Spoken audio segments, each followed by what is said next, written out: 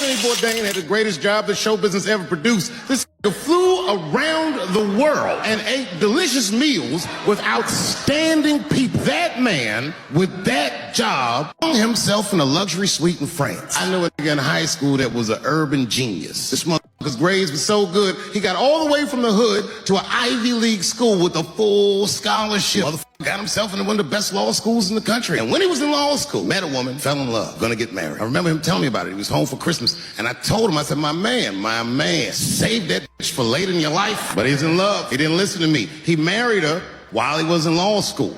And sadly, they got divorced. He was a street nigga from the hood. This man had nothing. And that bitch took half of that. And then I just never saw him again for years. And then 2 years ago, I was home in D.C. doing some shopping, trying to buy my sons some socks at Foot Locker. I go to Foot Locker. Guess who's the manager? That nigga. Dressed like a referee, the whole shit. Motherfucker is 45 years old. We went out drinking that night just trying to catch up. And he told me, he said he's been living with his mother for like 10 years, just trying to get back on his feet. But that's not the point of the story. The point of the story is, never occurred to this nigga to kill himself. He's alive and well in D.C. I even suggested to him that he should try it out. Like, I don't know, nigga, like that. I will tell you that this was not a joke. It's a true story. What happened was, I went to a gallery party, all right? And there was a few eccentric types, one of which was a very wealthy man that happened to be wearing a dress. Definitely a man. And this man was definitely on drugs. I don't know what kind of drugs he was on, but I knew he had too much. He didn't look good. It's like this. He's like, he looked sick. And all his friends were standing around him, concerned, trying to revive him. I don't know whether it looked like some kind of gay CPR. There was fanning and shit. I should have minded my own business, but I got curious. I went over there. All I said, excuse me, gentlemen, is he okay? And then they looked at me like I was evil. She is fine. Well, there was no time for a philosophical debate. This was an emergency situation. I said, fine. Sorry, guys. I was just worried because she looks terrible. And she just fell off the bench. Appears that her dick is popping out of her dress. But you know what I like about San Fran, and the reason I picked this city to do my special is because of all the major cities in America, somehow people get along here better than anywhere else I've seen in the country. That's right. That's right. And I always admired San Fran for that. And today I realized how you did it. Put all the niggas on the other side of that bridge. There's nothing, this shit ain't happy on that side. You leave San Francisco like, bye, thanks for coming to San Francisco. Come back in April, we're having a sale on Birkenstocks. As soon as you get to the other side, welcome to Oakland, bitch. Quick, quick.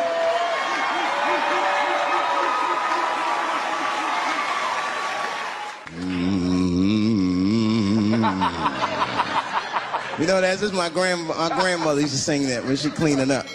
That's a Negro spiritual. Black work song. Not everybody know about that. I know. See, white people, you guys might whistle when you work. You dig? But that's how you can tell what kind of work we're actually doing.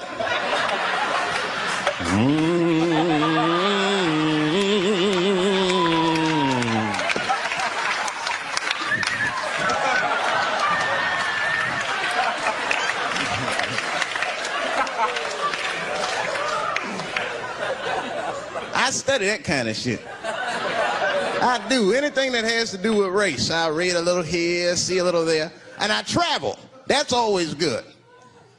Traveling has made me a racism connoisseur, if you will. You know, it's different from region to region. Anyone ever been down south? So you guys know what I'm talking about.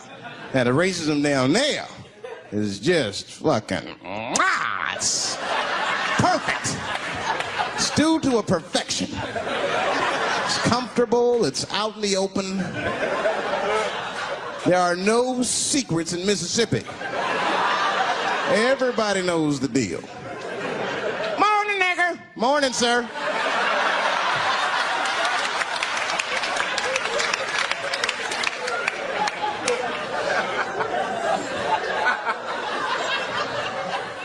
I got a lot of things to talk about tonight. First of all, I've stopped smoking weed. With black people, you didn't let me finish, motherfuckers. God damn. I'm sorry, black people, to break the news so publicly, but I can't smoke with you anymore. Every time I smoke weed with my black friends, all you talk about is your trials and tribulations. I'm sick of that shit. I got my own problems. Nigga, that's a waste of weed. I'm smoking weed to run away from my problems, not take on yours. From now on, I smoke weed exclusively with white people. Calm down, motherfuckers. You win by default. You got good weed conversation. All white people talk about when they get high is other times that they got high. I can listen to that shit all night. Dude, remember at Frank's last week? It's fucking smashed, man. And catalogs everything they drink. 2 shots of Jaeger, tequila, 4 bong hits, man, beer, cheeseburger. That shit is great. Only bad part is you cannot pass out around white people. Every time white dudes pass out around each other, they always do some borderline gay shit when the guy's asleep. Frank fell asleep, so we stuck a carrot in his ass and put shaving cream on his balls. Why, motherfucker? Why would you do that to a friend of yours? He trusted you enough to sleep around you. You gonna put a carrot in his ass? Is that nice? I tell you right now, if I put a carrot in a black dude's ass, a nigga will kill you when he wakes up for some shit like that. That is an automatic death sentence on the street. It's a rap for you. I'm gonna kill that motherfucker. I thought y'all was friends, baby. What happened? I fell asleep at his house, right? We was drinking, and I fell asleep at his house, and while I was sleeping, right? I'm just gonna kill that motherfucker, all right? That's all you need to know. And fuck carrots. Not up here. You hit the big cities, man. It's different. It's always a secret. And we should do like them. We should keep our shit out in the open, then a little. I mean, with limits. You don't want to say whatever comes to your mind. That might be a little much. White dude be walking down the street minding his business, and the brother walk up to him, hello, you white oppressor, you slave master rapist of Africa. Why, hello, my big lip spear chucking friend. Touche, hunky. So, Whitey, what did you do today, huh? Oppress a new land and make the people there Christians against their will?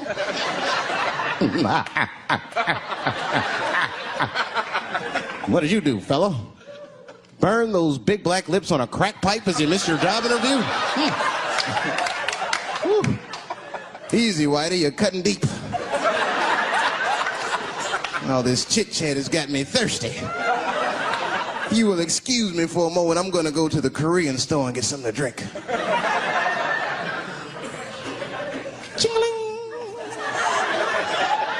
Hello.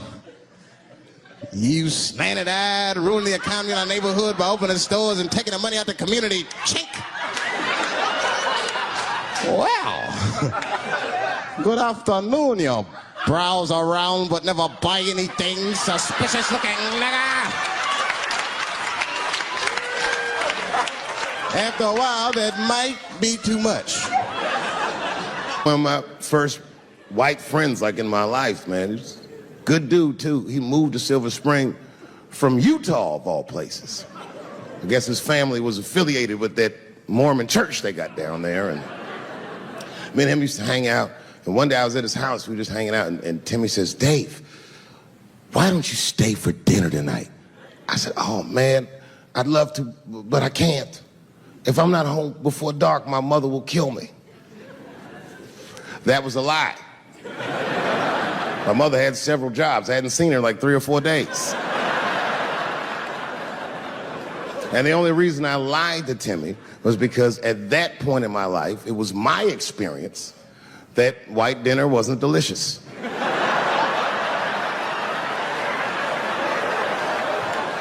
I'd rather go home and fry some bologna or some shit like that.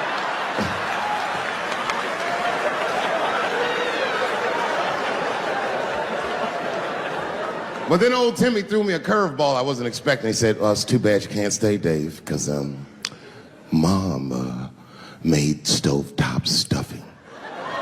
I said, what the fuck, stovetop? Well, hold on, nigga. Let me make some phone calls real quick. I had seen that commercial so many times. I had dreamt of getting my hands on some of that stovetop stuffing. And finally, I met a motherfucker that actually had a box of stovetop in the house. I couldn't miss this opportunity, so I pretended to call my mother. And then I came back and I said, Timmy, you're not gonna believe this great news. Mom said I can stay. And he said, fantastic. He said, why don't you come with me and we'll help set the table and then we can say the blessing. I had no interest in setting this motherfucker's table or saying these crazy ass Mormon prayers. I just wanted that goddamn stuffing. So I told Timmy, I said, you know what? I'd love to help, but let me go wash my hands first. My plan was simple. Wash my hands slowly, and by the time I'm done, the table will be set, the blessing will be said, and all that there will be left to do is eat. Went to the bathroom. I washed my hands very slowly. I must have been in there for about 10 minutes. And suddenly, one of his mothers came to the door.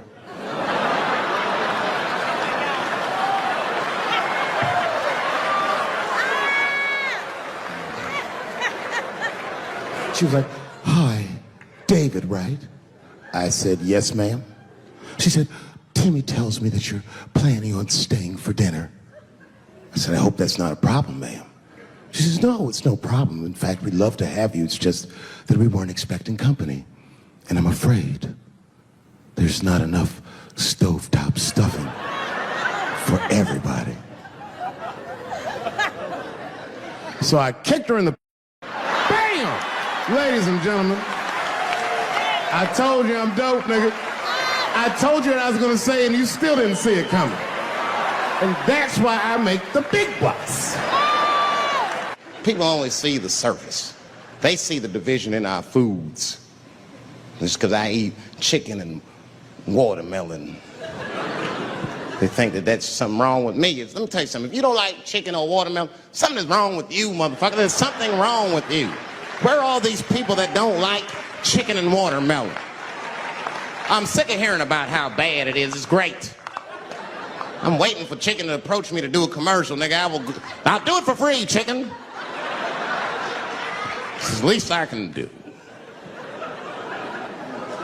They make fun of Latin people for eating, what y'all eat? Beans, rice, corn. Listen, that's not a reason to hate a motherfucker, all right? It's funny, but it's not a reason to hate. The only reason these things are even an issue is because nobody knows what white people eat. You've been very good at keeping that shit a secret amongst yourselves. I study white people. You don't know that. I'm writing a paper on you.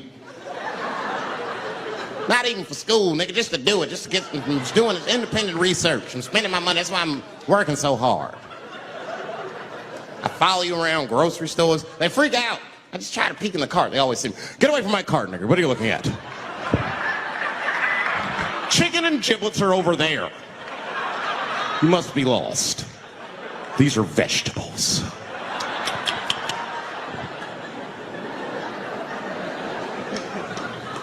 I know what you drink. See how quiet it got? Grape juice. Surprise, motherfuckers, you didn't know I knew about grape juice, did you? Oh, don't play dumb with me. Look at what is it? A lot of black people don't have the privilege of knowing about grape juice because they have grape drink. It's not the same formula that you get. Ain't no vitamins in that shit. You might have one of your black friends over, Todd. Todd, would you care for a glass of grape juice? What? Nigga, what the fuck is juice? I want some grape drink, baby. It's purple. I don't think I know what a grape drink is. What? I have some apple juice if you want. What the fuck is juice? I want some apple drink. Scream.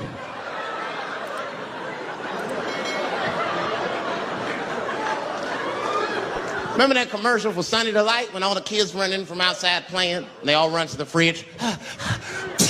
All right, I got some purple stuff, some Sunny D. As soon as you say Sunny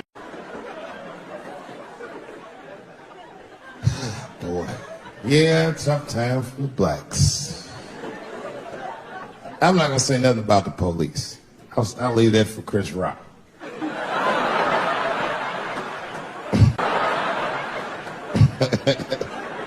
The other big sports story was fucking Ray Rice's tape. Anyone see that Ray Rice tape? I can't stop watching it. It's fucking awful. It's the most violent thing I've seen happen to a woman that was shot in color. Really fucking bad. Like, if I could have froze time at that moment and gave Ray Rice some advice, I don't think there's any way possible I'd be like, you should punch her in the face. It's a fucking terrible idea. At the same time, I also believe she shouldn't have rushed him. What the fuck was he like? Yo, you can't beat him, miss. Don't rush him, motherfucker. That's trained to stiff on people in the clutch. He's gonna get the upper hand. The only reason I bring him up is because, you know, he's about to play football again. You didn't know that? The NFL was told by a federal judge they had to reinstate Ray Rice because he was transparent with their investigation. He told them exactly what he did. And they can't just change your ruling just because the tape came out. I get it. That's like if I'm hanging out with my buddies and I'm like, hey guys, guess what I did last night? I fucked this big fat girl I met at the club. And they're all like, oh shit, Dave, that's crazy. And then they see a tape of me doing it and they're like, we can't hang out with you anymore, guys. That's not what this crew was all about. I'm like, well, I told y'all what I did. What's really fucked up is the tape was made before they were married. Isn't that weird? I don't know why she did that. I don't even know why he would do that. As a guy, would you want to live with a woman that you had once punched in the face with all your strength? That's some very bold color purple type shit. Silly, come out here and shave me.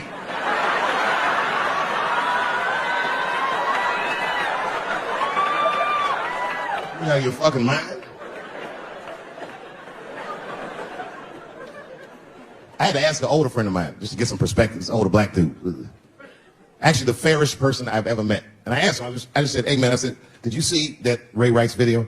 And instantly he was like, David, that shit was disgusting. And then a moment later he goes, I wonder what she said to him. I don't think that matters. I think the idea is you're not supposed to punch her in the face. My wife says terrible shit to me. My wife once called me a pussy in front of dinner guests. I know, I started to get mad, but then I was like, fuck it, she's probably right. I am a pussy, I admit it. I'm soft and warm and persuasive like a real pussy. Right. And then I told her, I said, and if you don't take care of me properly, I might stink like your pussy. I always fight dirty at the Chappelle household. It's not a big deal. No. If you want to get to the bottom of a matter of the heart, what you're supposed to do is ask a woman. Now, actually, there's two women that I know. They're both college professors in this little area I live in. And I meet them twice a week at Starbucks for coffee. Talk about important shit. And I asked the girls who was in the coffee clutch, I said, yo, why y'all think that this woman stayed with Ray Rice after we punched her in the face with all the strength? And one of my girlfriends said, David, you need to wake the fuck up. She's staying for the money. Well, now, wait a minute, because my other girlfriend was like, I disagree. I think that she actually loves him. And I said, wait a minute, ladies, you know what? I think that you're both right. And what I was doing when I said that was preserving the possibility of a threesome with these bitches. I've been chipping away at this pussy one cup of coffee at a time for like 4 years. I was gonna throw all that hard work away with some Ray Rice shit. I don't care that much.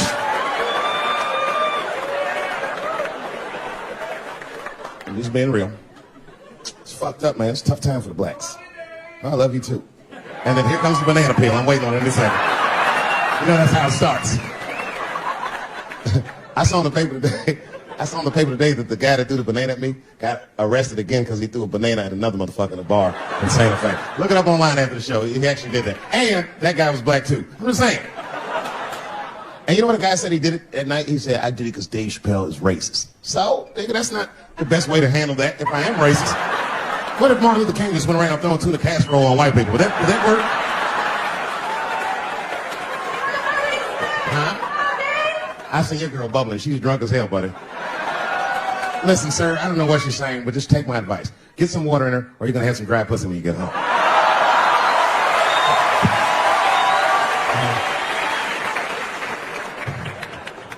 His dick's going to be shaped the fuck up tomorrow. Santa Maria. Who got a cigarette in here? Anyone got a cigarette in the bar? Yeah, you fella. Yeah, please. Well, let me see this. This is a Marlboro menthol. This could have been anybody. If it was a Newport, I'd be like a black dude threw that up. But a Marlboro menthol, that's one of them riddles.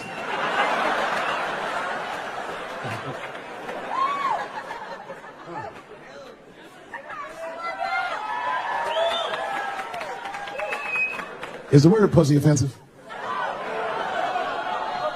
All right, just checking. I asked that crowd when we was in Denver, I said, is the word pussy offensive? And the whole crowd said no, except for two people.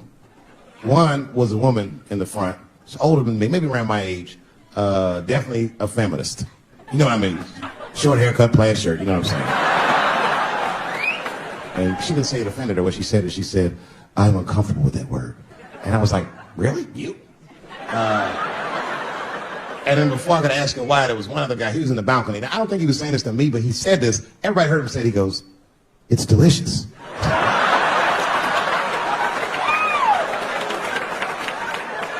I don't think I've ever heard pussy called delicious before in my life. Now, this is not to say that it's bad, but it's definitely an acquired taste. I don't think any of us tasted pussy our first time like, it needs something. You know, it's illegal for a gynecologist to say the word pussy. They can only say vagina, or they can name individual parts medically, but they can never say shorthand, even if the gynecologist is a woman. I feel like if it's a woman gynecologist, it's cool. Like, am I all right? And she's like, girl, that pussy is.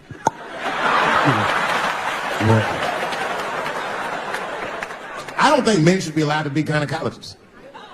That shit is a conflict of interest. Even when my wife was pregnant, we used to go to the gynecologist.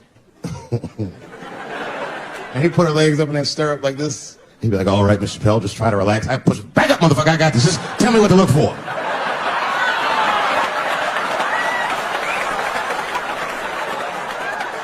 One of those home-style checkups. There's too many ethical questions when men do that. Like, can a gynecologist lose their license for smelling their fingers during an exam? Is that illegal? How could they not? These are men. It's like if you have a good barbecue, you don't even think about it. You just...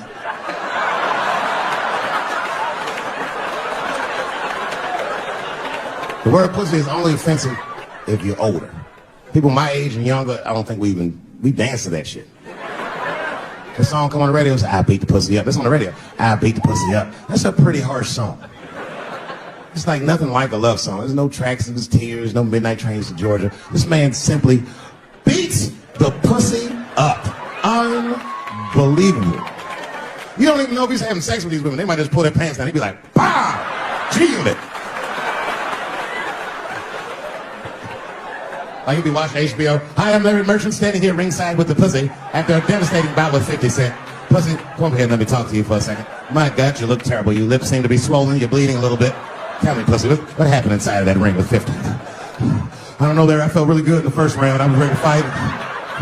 It's warm and moist, and I don't know, just hitting from angles I wasn't expecting. Front, left, backside surprised me the most. Well, pussy, let's take a look at round 4. This is where it all went wrong for you. Here you come out of your corner, pussy. You're fighting really good. It looks like you got 50 with the right and the left, but then 50 slips your jab, and there, right there. You see that? He punches you right on that little bean thing you have on the top of your head. I don't know what that is. But there's 50 just pounding away at that bean over and over. Now, pussy, tell me, what goes through a fighter's mind when their bean gets rattled around like that? I don't think I was thinking anything, Larry. You know, I'm a real good defensive fighter. It's real hard to get to me. I've never been punched directly on my bean before. As a matter of fact, most fighters don't even know that bean exists. I guess he just hit me, then I lost control of my legs. I don't know what else to tell you. I I like when Lil Wayne talks about pussy. Lil Wayne used to have that song. He say, "I got a bitch that plays movies in my jacuzzi," and then it goes like this: "Pussy juicy." That shit always makes me laugh because no guy says that. You know? Only Lil Wayne say some shit like that. If you was fucking a girl, she's like, "Is this pussy good?" And I'm like, "It's juicy." Pussy was juicy. That's why I'm not Lil Wayne, because if I was in a hot tub with a girl and I could tell that the pussy was juicy while I was in the hot tub, I'd probably get out of the tub. I'm a germaphobe. I just picture Lil Wayne like, "What is this strange oil floating in my hot tub water? It's pussy juice." That shit was so funny to me, I must have wrote like no less than 40 jokes with the punchline pussy juice. And all of them worked to some degree 100% of the time. I'll do one more just so you believe it, okay? All right, and this next piece, it's a special episode of CSI. For some reason, Lil Wayne is guest starring as the lead detective, okay? That's the setup. Are you ready? Here it goes. Has anyone else been on this crime scene? No. It's very strange. This place is virtually undisturbed. No forced entry. No sign of a struggle. Shine your flashlight right here. To stick in something. What is this? What is this? It glistens in the light. Smooth to the touch.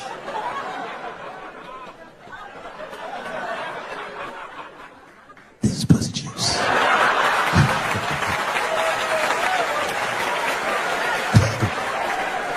She must have been sitting Indian style.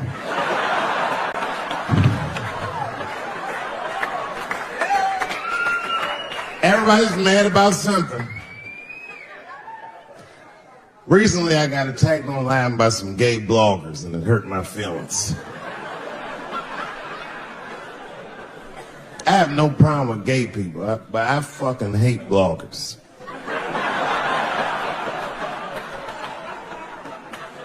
I'm not saying it because this person's gay. They was acting like a bitch online. They was like mischaracterizing my jokes, trying to make a point off of me, when it's like, yo, I'm your ally, motherfucker. I'm not trying to stop gay people. I got better shit to do. This motherfucker was saying things trying to get gay people to beat me up.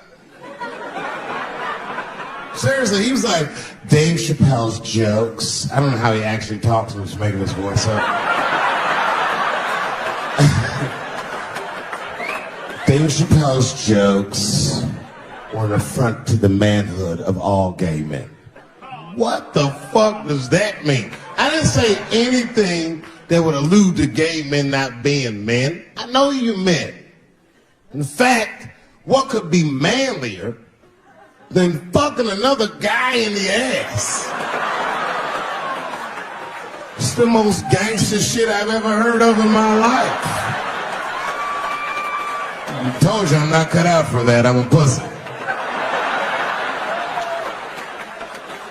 And you know what I said?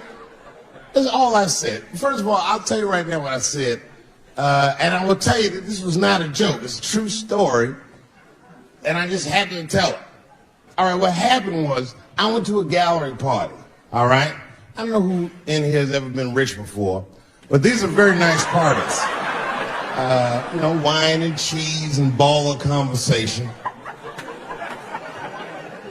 And there was a few eccentric types, one of which was a very wealthy man that happened to be wearing a dress. I don't know what you call him now. This is a tranny or drag queen, perhaps. Whatever it was, this is definitely a man. And this man was definitely on drugs. I don't know what kind of drugs he's on, but I knew he had too much. He didn't look good. It's like this, he's like, he looked sick. And all his friends were standing around him, concerned, trying to revive him. I don't know what it is. It looked like some kind of gay CPR. It was fanning and shit.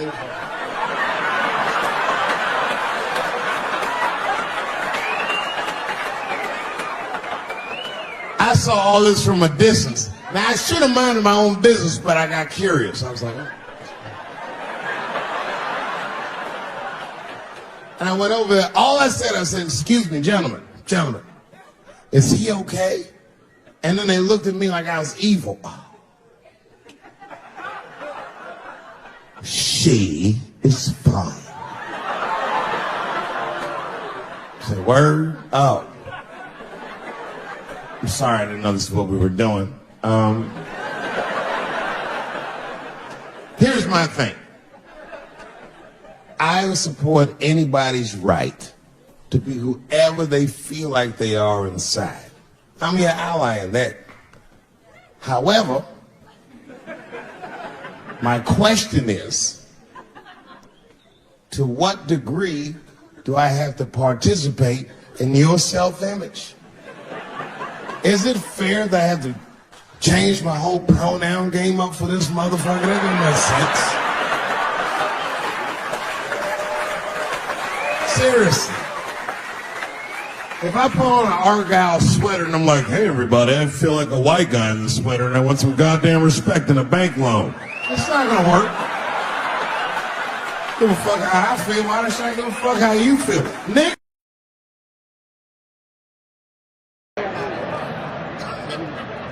All these movements, not to get deep, all these movements probably start, not even the 60s. All this shit started in 1945. That's when America just fucking lost its mind. It was after that Second World War. Think about it. Because black Americans went off and fought in the war. They went to Europe. They made more money than they ever made in America. They might even got their dick sucked by white women. And then they came back to the United States and they looked around and they said, you know what? I don't like the way I'm being treated around here. But it wasn't just black dudes. At the same time, all the women in America went into the workforce because all the men were gone. That's when you see that old poster in the 40s with that dyke like, we can do it. That's where that's from. And these women made money, and then the dudes came back home and started telling these women what to do, and they were like, yo, I'm not feeling you, nigga. At the same time, the CIA started experimenting with a drug in San Francisco. Back then, nobody knew about it, called LSD. By 1960, all the white kids in America were like, it works. And a new school of thought was unleashed on the American consciousness. People had never even thought like that before, and now they were thinking like that in mass. White kids in mass were like, fuck our parents' plans for us. By the time 1960 rolled around, the President of the United States was 42 years old. He was the next best hope. And they blew his brains out in Dallas, fucking parade. That's the most gangster shit. There were 8 major assassinations in the 60s. Kennedy, X, King, Everett. And then, by the 70s, the white youth culture and the Black Panthers and the black youth culture started to merge. And you started to see Timothy Leary meeting Eldridge Cleaver in Africa, not Oakland. And that was the beginning of the 70s, one of the most turbulent decades this nation has ever seen. And I say all that to say this, that in that turbulent historical context, Bill Cosby raped 34 people.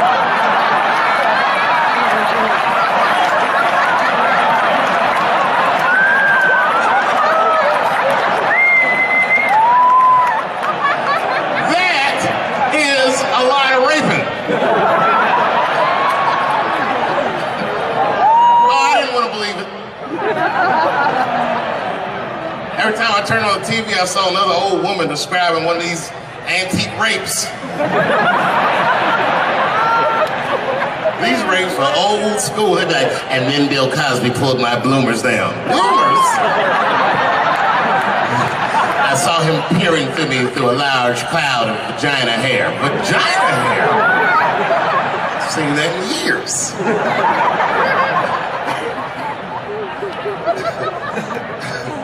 I saw that shit. I said, these people are obviously trying to destroy Dr. Cosby's rich legacy. Right? 34 allegations later, I was still like, man, they probably only raped 13 or 14 of those people. Do all that raping. It's like 50 fucking rapes. And don't forget, each one of these rapes have 8 hours of sleep in them. It's like 1,000 hours of rape. Packed into an otherwise busy schedule. Short corporate rapes, that's what I support.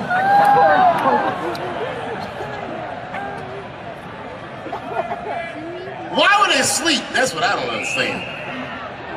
Why Bill Cosby making all these girls sleep? Like, look, man, I'm not even as famous as Bill Cosby was, but I know 20 girls I could call right now and be like, yo, come to my place for a drink, and I'm gonna put something in it, and you're gonna fall asleep, and I'm gonna fuck you while you're sleeping. And they'd be like, cool, nigga, cool. What time you want me to come over?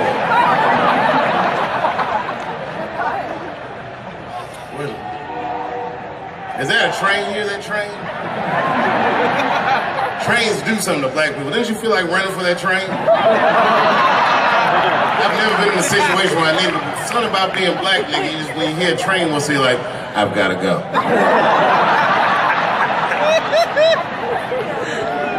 Just wanna run away.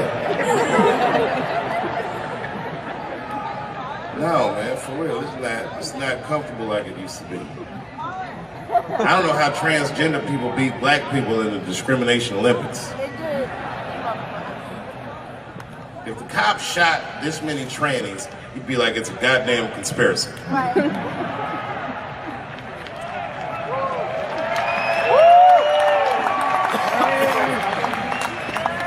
Niggas gonna start wearing high heels just to feel safe.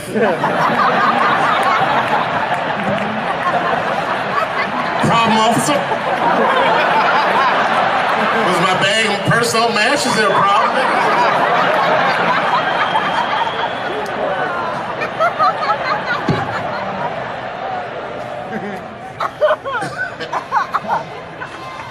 There's too many, man. It's too many. There was one good one in California where the lady got beat up in traffic. You see that shit on YouTube? Yeah. And they beat the shit out of her. You watch the tape and be like, well, what did she do? Turns out she didn't even do anything. But the good news is the city of LA decided that the court should award her $1.5 million for pain and suffering. Which, if you know anything about money, is as much Marcus Maidana made to fight Floyd Mayweather the second time. It's pretty good considering this woman never trained a day in her life. You can see it in the tape. She didn't come to fight. She took too many shots. She covered her gut, punch in the face. She just wasn't doing it right.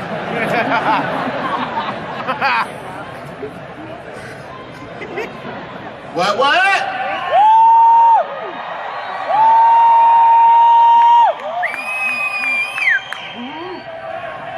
You know what's funny about being in San Francisco? First of all, the city's not even gay anymore. Gay people can't afford to live there.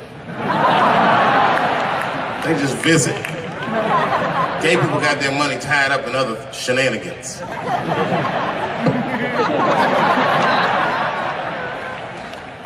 Where you from, bro? Where? Canada? Well, all right, you can get off the watch list. You know, America has a racial hot seat, which belongs to black Americans, but I know you sat in it for a while. I can honestly say Arabs and Mexicans sat in that seat. And we, the black Americans, would like to thank you both for your sacrifice and your struggle. Everybody goes through something, but at least I can leave my backpack someplace. If you leave your backpack, you got 20 minutes to find that shit before they send a robot to blow your luggage up. Don't you remember San Francisco when that motherfucking tiger jumped out of the cage and bit those people up? And San Francisco is so gay, the whole city blamed the tiger. No, they blamed the victims. They didn't even say shit about the tiger. They said these people were teasing that tiger. That's irrelevant. Tiger should not be able to jump out of the cage and kill people at the zoo. They said that tiger chased one of his victims 400 yards. Listen, you know how fucking fast you have to run to outrun a tiger for 400 yards? Nigga probably woke up in the hospital with an NFL recruiter standing over his bed. You did good, son. You did very good. I know this isn't a good time, but I'm with the Cincinnati Bengals. Complete coincidence? I think we can tie something in and do something really big with you. One of the guys the tiger bit was Mexican and the other two were Arabs. I said, who trained this tiger? Homeland Security, like everybody? I gave that tiger some beans. You smell those beans? You smell that? Go get them. There's some curry.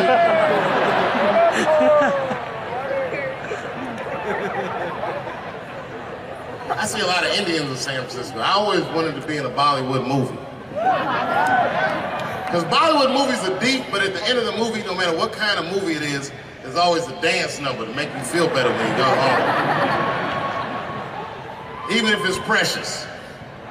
At the end of the movie, Precious would just jump out of the coffin. I don't have AIDS.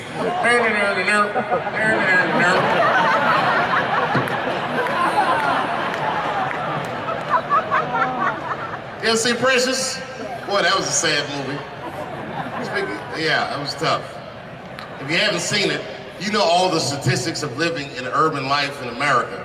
But if you could picture all those statistics happening to one person for 90 minutes, that was Precious. Life through the book of that fat bitch.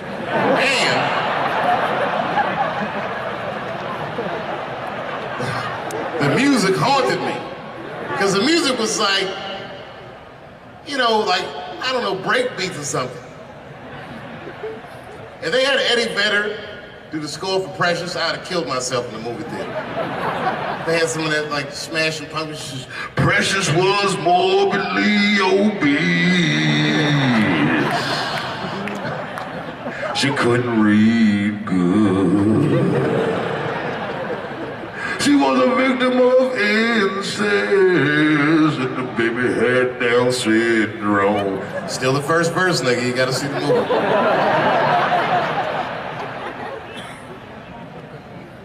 She caught AIDS at the end. She might have had it the whole movie, but at the end she found it.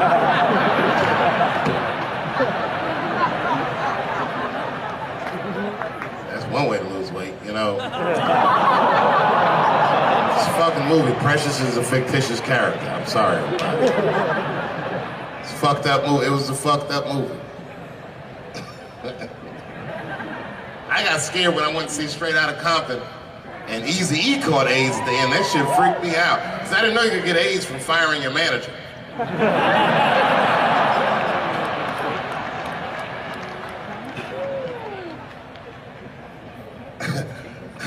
You didn't see Straight Outta Compton? Eazy-E caught AIDS in the last 10 minutes of the movie. He just started, you good, nigga? You all right? Yeah, I'm good. Who catches AIDS like that?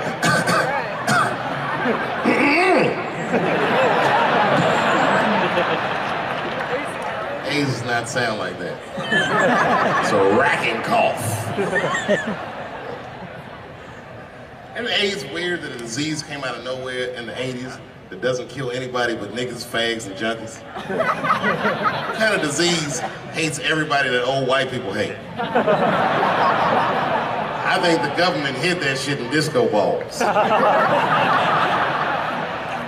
Only fun people get AIDS. You never see that guy? I think I'm gonna stay home and read a book.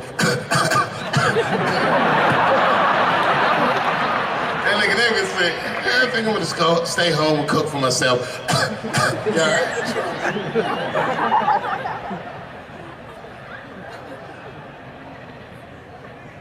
Remember when Donald Sterling made that tape?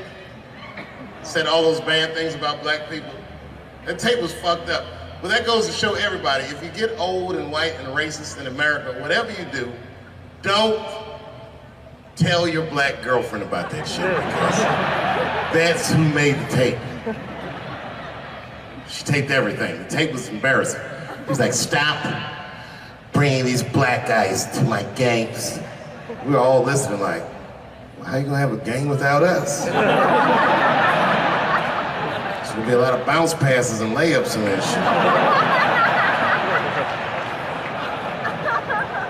And then it turned out the black guy he was speaking of was none other than Magic Johnson, NBA legend and billionaire. Unfucking believable. Didn't even mention the fact that he had AIDS, which is the first thing I would say to my girlfriend.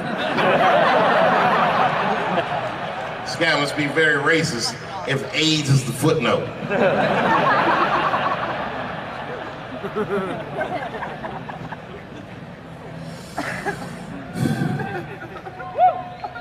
How many of y'all work for Google? Nobody?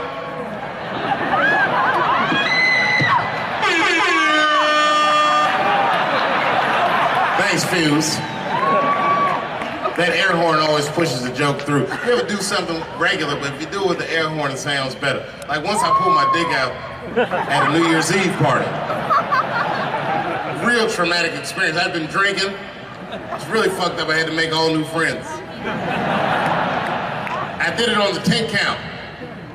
The motherfuckers was like, 6, 5. And I was saying to myself, what if I pulled my dick out?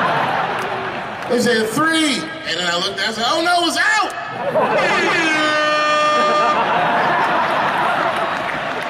That air horn pushed me over the top. I pulled that shit out of the... I was like, oh!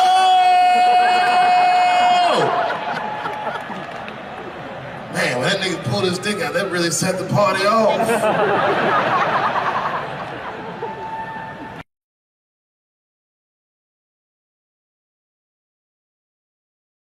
Man, you ladies are right. To be honest with you, your lives look terrifying to me. They do, man. I know nothing about being a woman, but I know fear. Yo, I used to live in New York when I was 17, and I couldn't even pay my bills. You know what I did to make money? I used to do shows for drug dealers that wanted to clean their money up.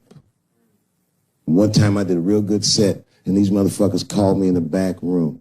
They gave me $25,000 in cash. It's probably 18, 19 years old. I'm scared. I thanked them profusely. I put that money in my backpack. I jumped on the subway and started heading towards Brooklyn at 1 o'clock in the morning. Never been that terrified in my life. Because I never in my life had something that somebody else would want. I thought to myself, Jesus Christ, if motherfuckers knew how much money I had in this backpack, they'd kill me for it. Then I thought, holy shit. What if I had a pussy on me all the time?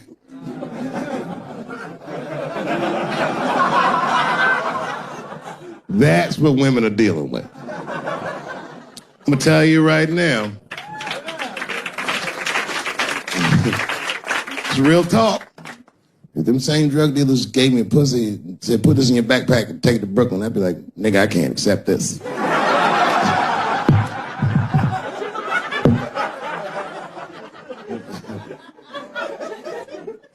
I empathize, man, you know. Everybody gets mad because I say these jokes. But you understand that this is the best time to say them. More now than ever. And I know there's some comedians in the back. Motherfucker, you have a responsibility to speak recklessly. Otherwise... New York Times said that Louis C.K. jizzed on his own stomach. You know, I've busted a lot of nuts in my day. None of them were newsworthy. Shit was really gross, because they didn't just say it like I said it. They didn't just say jizz on the stomach. They said it in that fucking Pulitzer Prize winning style that the New York Times has. It was very descriptive, like, you know what I mean?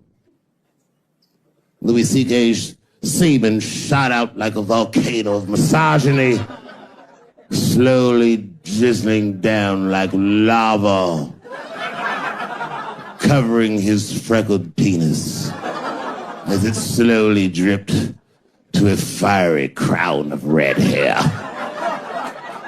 Jesus Christ, I'm trying to eat some huevos rancheros and these niggas is...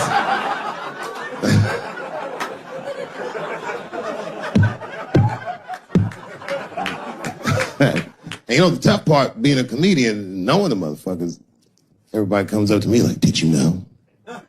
Did you know what Louis was doing? No, bitch, I did not know. The fuck you think we talk about at the comedy club? Hey, nigga, how was the weekend? Great, man. I was just jerking off and faces and coming on my own stomach, having a good time. You know how this business is. No, I didn't know. They act like we sit around like Grease. Tell me more, tell me more. Dixie, put up a fight. Dun, dun, dun, dun, dun, dun, dun, dun, dun, dun. Sorry, I don't know the choreography, but you get the point. You get the point. She was intense.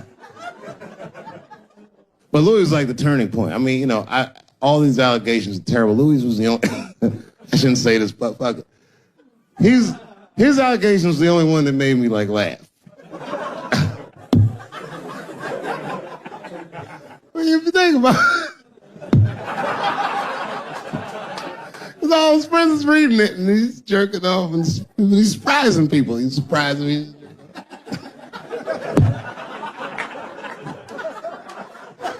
I just picture all the comics in comedy just reading it like, what?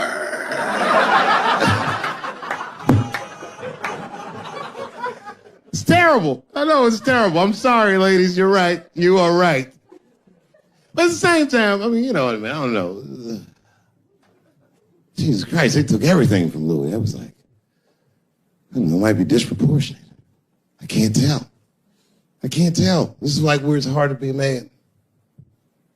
One lady said, Louis C.K. masturbating in front of me ruined my comedy dreams. Word? Well, then I dare say, madam, you may have never had a dream. Come on, man, that's a brittle spirit. That is a brittle-ass spirit, nigga. That shit is too much. It's a grown-ass woman. You know what this shit is like? It's like COINTELPRO. You know what that is? It's a program that the FBI had under J. Edgar Hoover. In this program, one of the many things they did was they would track the sexual habits of anyone they considered an enemy of the state. It was a live button. That's why they got all these fucking sex tapes with Martin Luther King fucking bitches. But lucky for us, he actually had a dream. You think if Louis C.K. jerked off in front of Dr. King, he'd be like, I can't continue this movement. I'm sorry, but the freedom of black people must be stopped. I didn't know this nigga was gonna pull his dick out and jerk off like this. I just thought we were gonna get a couple of drinks and chill. Show business is just harder than that. Them women sounded like, I hate to say it, y'all, they sound weak. I know it sounds fucked up, I'm not supposed to say that, but one of these ladies was like, Louis C.K. was masturbating while I was on the phone with him.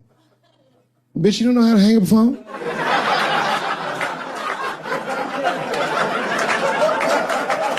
How the fuck are you going to survive in show business if this is an actual obstacle to your dreams?